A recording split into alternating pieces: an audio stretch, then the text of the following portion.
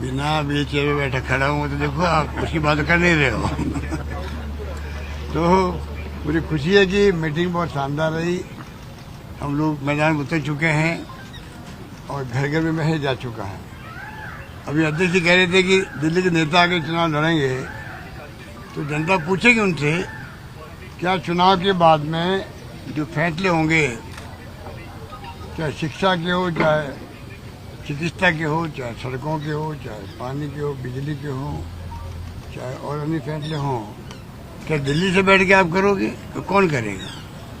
अगर आपके पास में ये स्थिति नहीं है कि आप बता सको कि हमारे नेता कौन है राजस्थान के अंदर और क्या प्रधानमंत्री चेहरे में रख लड़ा जाएगा, मैं समझता हूँ ये चुनाव के पहले ही उनकी हार मानने की वाली स्थिति बन गई है।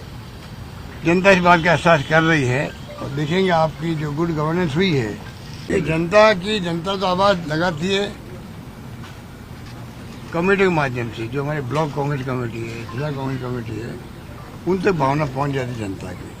कार्यकर्ता की भावना जो है कार्यकर्ता बताएंगे वहाँ पर सबसे बड़ी बात है इस बार जो है राहुल गांधी जी बार बार कहते हैं कि जहाँ संभव हो वहाँ पर स्थानीय निकाय के हैं, पंचायत राज के हैं, प्रधान हैं, प्रमुख हैं, जिला परिषद मेंबर्स हैं, पंचायत समिति के मेंबर हैं या पार्षद हैं या मेयर या सभापति हैं, वो भी क्लेम कर सकते हैं।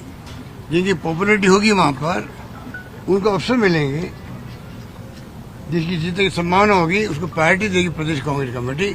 ये सोच राहुल जी की पहले से ही है और इस चुनाव आगे बढ़ेगी, मैं कह सकता हूँ आपको। मापदंड क्या रहेंगे सर?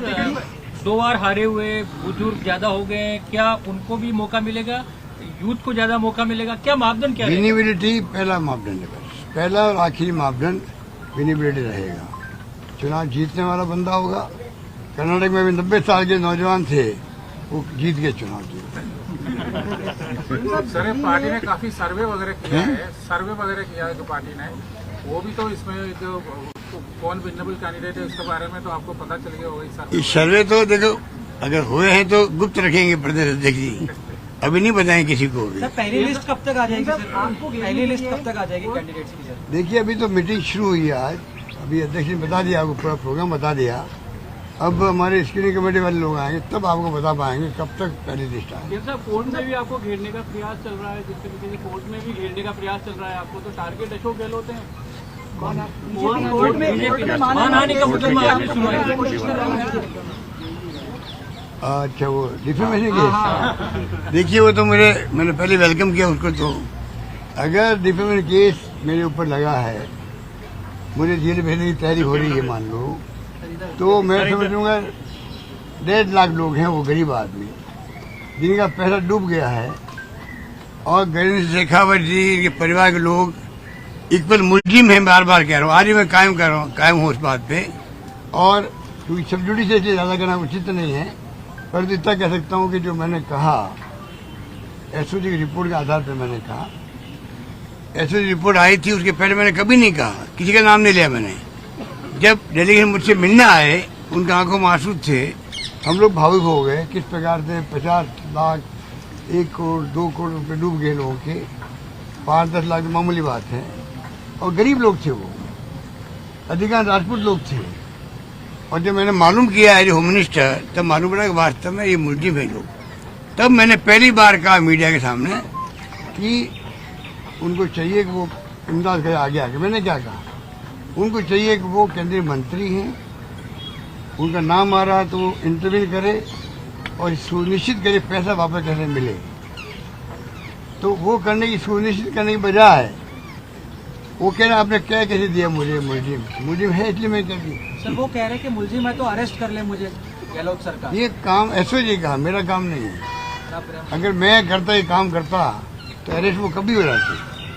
अगर मैं इंटरव्यू करता कि किसको अरेस्ट करे एसओजी, किसको नहीं करे, 5 साल के इतिहास के अंदर हमारे रिकॉर्ड टाइम में या पहले भी ना तो हाई कोर्ट के अंदर ना कोई जहाँ संस्थाएं होती है, मैं कभी भी हस्तक्षेप नहीं करता हूँ। पुलिस को मैं नहीं कहता हूँ इसको अरेस्ट कर लो, इसके यहाँ पे एसी भी डाल दो इसको। हाई कोर्ट से जमानत क्यों ली फिर?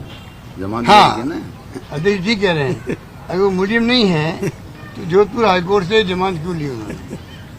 इसके लोग खुद मान गए अपने आप को मैं मुलजिम हूँ, कहीं मुझे पुलिस अरेस्ट नहीं कर ले, आशंका के आधार पर ही जमानत ली उन्होंने। और क्यों ली उन्होंने?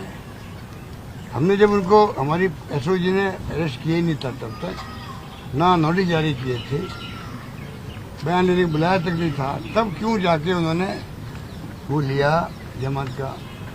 क्यों शिविर की मांग करे वो लोग, क्यों कर रहे? इतने केस में जब तो रिकॉर्ड में कोई नहीं आता नाम, तब तो कोई नहीं कह सकता भी ये मुलजिम है। रिकॉर्ड में आ चुका नाम, हाई कोर्ट में लिख के दे चुका एसओजी वाले ये मुलजिम है। एक गलती हमारे एक वकील ने कर दी थी, उसी शाम को करेक्ट कर दिया, तो इसलिए उस बात में खत्म हो जाती बात। सर आपने जातिगत जनगणना की आपने घोषणा की थी, उस पर कोई काम स्टार्ट? देखिए वो एक आपको मालूम है कि असेंबली में एक्ट बन चुका है राजस्थान में। अब जो भी मैंने कहा है सोच समझ के मैंने कहा है, जो अति पिछड़ी जाति हैं बिहार के अंदर, यूपी के अंदर, उसी पे उनको लगना चाहिए हमारे साथ भी सरकार खड़ी है। अगर हम कभी संभावना बनेगी ओबीसी कमीशन रिकमेंडेशन देगा, उसके बाद में कैबिनेट फैसला करेगी, उसके बाद में जरूरत पड़ेगी तो असेंबली में जाएंगे, वो लंबा प्रोसेस है। अगर मैं चाहूँ तो आज नहीं दे सकता, क्योंकि राजस्थान में एक्ट बना के आधार पर आरक्षण दिए गए सबको। तो अब तो जब कभी होगा तो मैं समझता हूँ असेंबली के माध्यम से होना है। सर बहरोड में जनगणना की बात मैं कह रहा हूँ, वो राहुल गांधी जी कह चुके हैं कि हम प्रधानमंत्री से मांग करते हैं कि आप जनगणना जातिवाद करवाओ। अगला सेंसस जो है आपका 2011 का हुआ है, उसके बाद में अब समय इंतजार कर रहा है उनका, देरी पता नहीं क्यों कारण से हो रही है। जल्दी सेंसस शुरू हो और जाति जनगणना का कॉलम उसके अंदर रखा जाए, ये मांग। यानी बिहार की तरफ आप भी करवा सकते हैं। नंबर 2 जो है, यूपी गवर्नमेंट ने एक सर्वे करा था, सोशल इकोनॉमिक सर्वे कराया था, उसके आंकड़ों को आउट करना चाहिए, जिससे लोग संतोष हो जाए कि सरकार से दिशा में आगे बढ़ रही है।